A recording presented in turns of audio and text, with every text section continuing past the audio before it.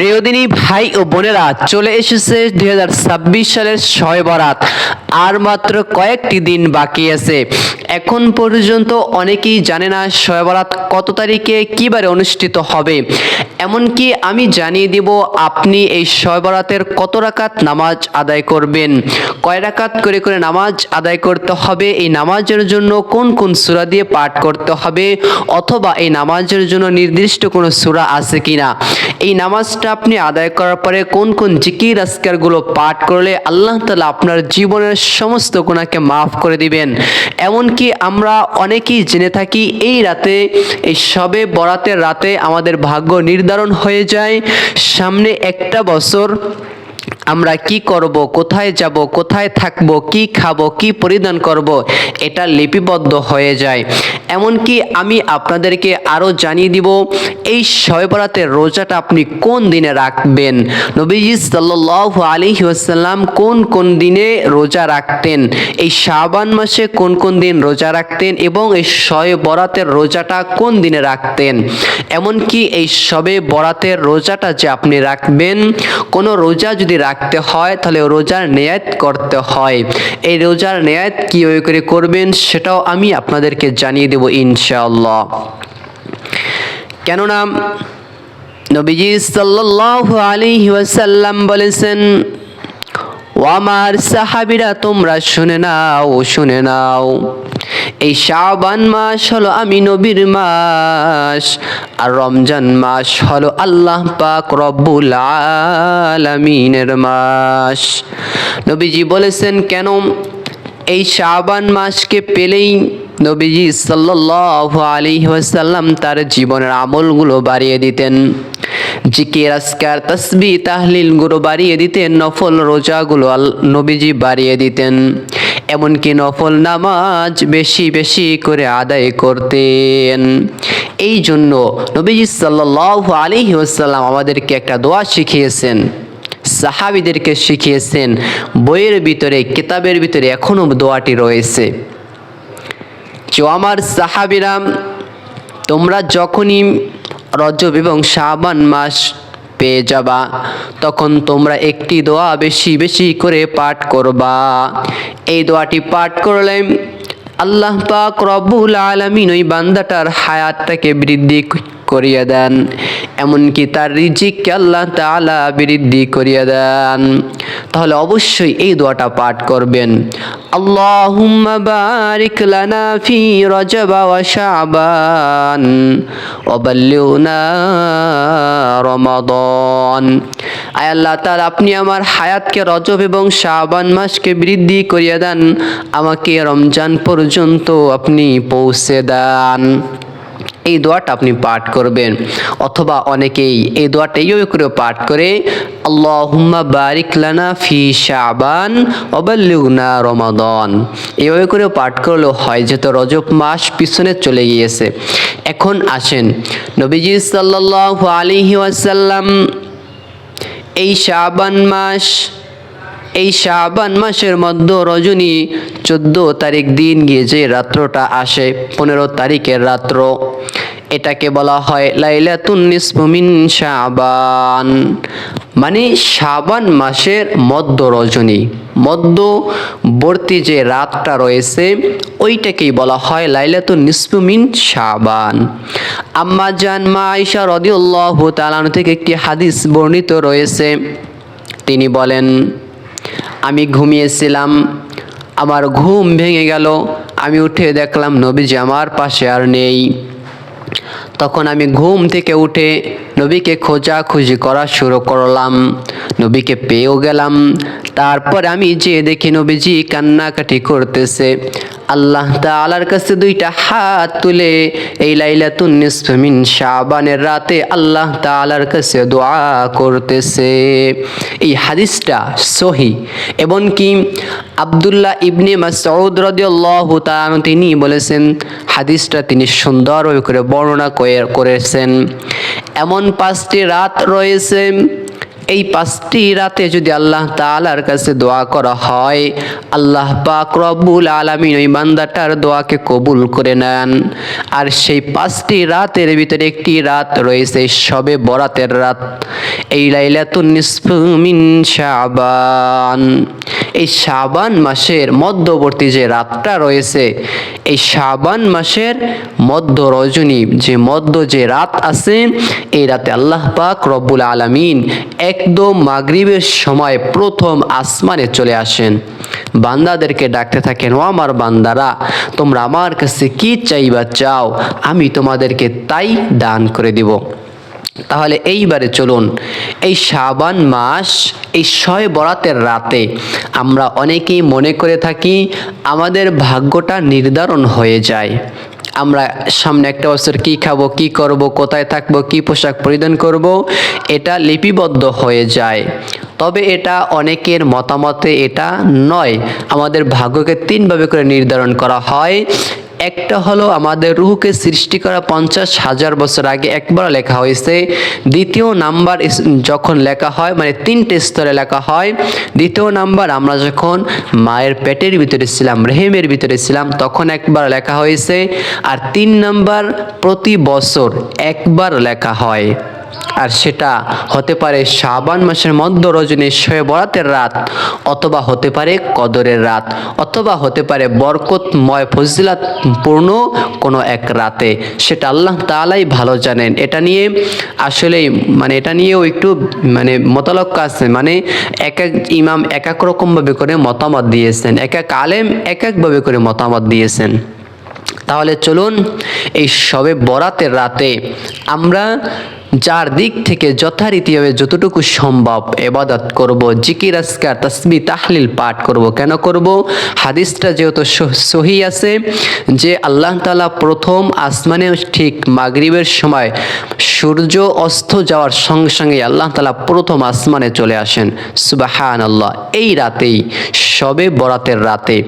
তাহলে অবশ্যই এই রাতে আপনি কিভাবে নামাজ আদায় করবেন, কত রাকাত নামাজ আদায় করতে হবে? মনে রাখতে হবে এটা হচ্ছে নফল নামাজ, আর এই নফল নামাজটা 2 রাকাত করে করে আদায় করতে হয়। 2 রাকাত করে করে আপনার যত রাকাত মনে চায় আপনি তত রাকাত পর্যন্ত নামাজ আদায় করতে পারেন। তাহলে এইবার আসুন, এই শবে বরাতের 2 রাকাত নফল নামাজ কিভাবে আদায় করবেন। আপনি সর্বপ্রথমে এশারের 4 রাকাত সুন্নাত নামাজ আদায় করার চেষ্টা করবেন। এটা আমাদের ভিতরে অনেকেই আদায় করে না। এটাকে বলা হয় সুন্নাতে জায়েদা। এটা পড়লে সওয়াব আছে, না পড়লে গুনাহ হয় না। সেজন্য সর্বপ্রথমে চেষ্টা করবেন 4 রাকাত সুন্নাত নামাজ আদায় করার। এরপরে 4 রাকাত ফরজ নামাজ জামাতের সঙ্গে আদায় করার চেষ্টা করবেন। আর মহিলা মা ও বোনেরা যারা রয়েছেন, আপনারা বাসা বাড়িতে একা একা নামাজ আদায় করে নেবেন। এরপরে 2 রাকাত সুন্নাত নামাজ আদায় করবেন। এরপরে যে 3 রাকাত বিতরের নামাজটা থেকে থাকে, ওই নামাজটা আপনি রেখে দিবেন। ওই নামাজটা আপনি শবে বরাতের নফল নামাজ আদায় করার পরে ওই নামাজটা আপনি আদায় করবেন। তাহলে আমি আশা করতেছি বুঝতে পারলেন। এখন আসেন, এই শবে বরাতের নামাজটা আপনি কিভাবে করে আদায় করবেন। আপনি সর্বপ্রথমে নিয়াত করবেন, আমি কিবলামুখী হয়ে আল্লাহ তাআলার সন্তুষ্টির জন্য শবে বরাতের নফল নামাজ আদায় করতেছি, আল্লাহু আকবার। বাংলাতে যদি নিয়াত করেন, নিয়াত কিন্তু হয়ে গিয়েছে। অথবা আরবিতে এইভাবে করে নিয়াত করবেন যে আমি নাওয়াইতু আন উসাল্লিয়া লিল্লাহি তাআলা রকআতাই সালাতিল লাইলাতুল বরাতি নফলি রাসূলিল্লাহি তাআলা মুতাওয়াজ্জিহান ইলা জিহাতিল কাবাতিশ শরীফাতি আল্লাহু আকবার। এই নিয়াত বাঁধলেন। এরপরে আপনি পাঠ করবেন আউযু বিল্লাহি বিসমিল্লাহ। এরপরে সানা পাঠ করবেন। এরপরে সূরা ফাতিহা পাঠ করবেন। যে কোনো একটা সূরা দিয়ে নামাজ আদায় করতে পারেন, যে কোনো সূরা দিয়ে। এই নামাজের নির্দিষ্ট কোনো সূরা নেই। যদি কেউ নির্দিষ্ট করে দেয় তাহলে বুঝবেন তারটা ভুল। আপনার ইচ্ছা, আপনি যে কোনো সূরা দিয়ে আপনি নামাজ আদায় করতে পারেন, তবে সূরার যে সিরিয়ালটা রয়েছে এটা আপনাকে ঠিক রেখে নামাজ আদায় করতে হবে।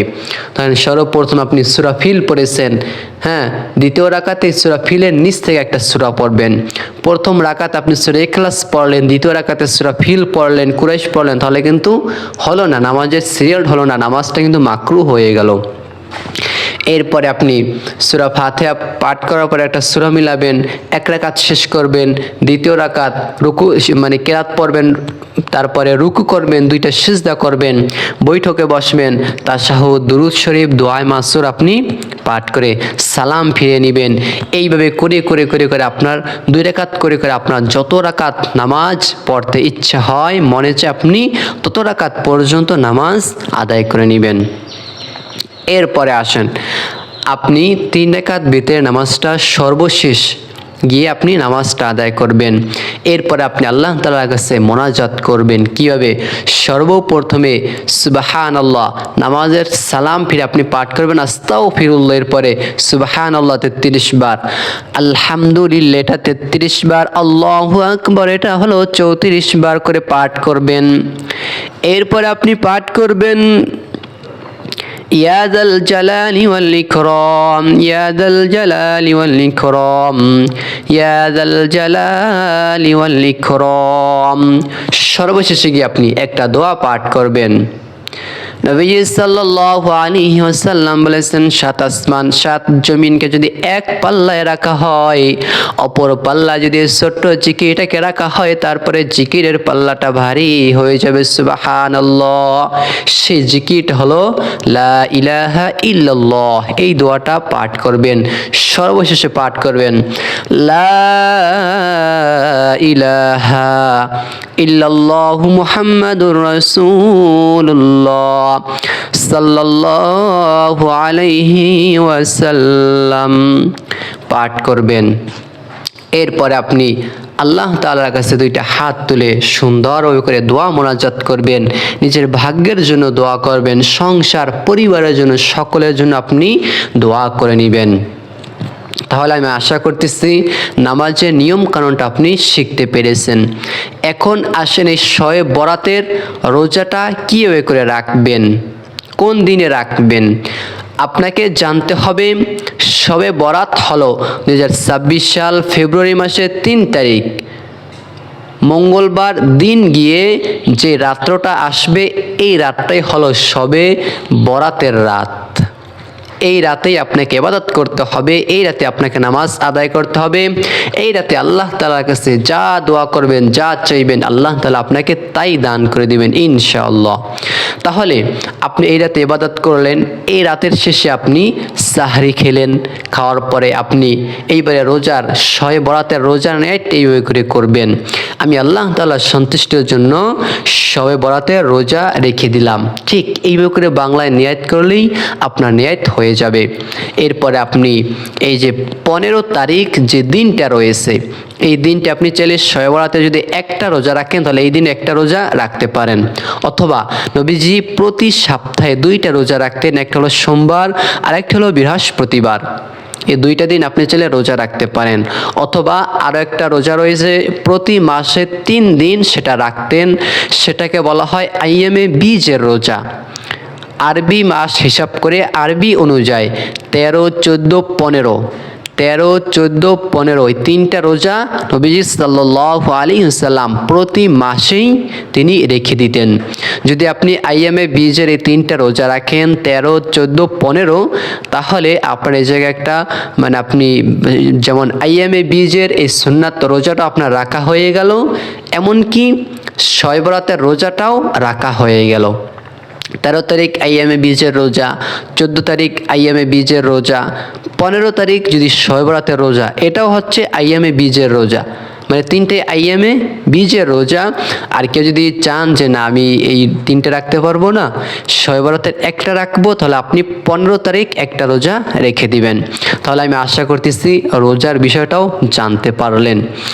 এখন আসেন যেই 2 ব্যক্তিকে আল্লাহ তাআলা এই শবে বরাতের রাতেও মাফ করবেন না, তারা কারা? এক নাম্বার হলো যারা আল্লাহ তাআলার সঙ্গে কাউকে শরিক করে, আল্লাহ তাআলার সঙ্গে শিরক করে। যেমন আমি বলি, হায় হায়, আজকে যদি এইটা না করতাম তাহলে আমি কীভাবে খাইতাম, আমি যদি সুস্থ না থাকতাম তাহলে আমি কীভাবে খাইতাম, হায় হায়, আমার যদি একটা ছেলে চাকরি না করতো, বাইরে না থাকতো, তাহলে আমি কীভাবে খাইতাম, কি পড়তাম, এরকম কথা বলা। আবার এরকম কথা বলা যে তুমি না থাকলে তো আমার কেউই নাই, কেন? এই কথা বলাই মানে শিরক। এইরকম শিরক কয়েক প্রকার রয়েছে। এক নাম্বার হলো যারা শিরক করবে, আল্লাহ তাআলার সঙ্গে শিরক করবে, শরিক করবে, তারাই শিরক করবে। আর যারা শিরক করবে তারা কখনোই শবে বরাতের রাতেও মাফ পাবে না। আল্লাহ তাআলা শবে বরাতের রাতে প্রতিটা বান্দাকেই মাফ করে দেন যদি দুইটা গুনাহ তারা আমলনামায় না থাকে।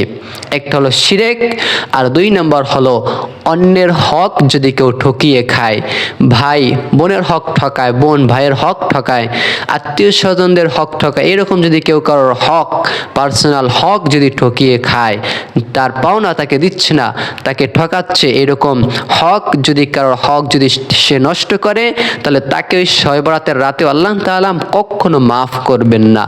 অতএব এই দুইটি পাপ আপনি কখনো করবেন না, তাহলে শবে বরাতের রাতেও আল্লাহ তাআলা আপনাকে মাফ করবেন না। এক নাম্বার, কখনো শিরক করবেন না। দুই নাম্বার, অন্যকে কখনো ঠকাবেন না। তাহলে আমি আশা করতেছি জানতে পারলেন। আমি আপনাদের সঙ্গে ছিলাম মোহাম্মদ রাফিল ইসলাম সাকিব। আমার জন্য দোয়া করবেন। আসসালামু আলাইকুম ওয়া রাহমাতুল্লাহ।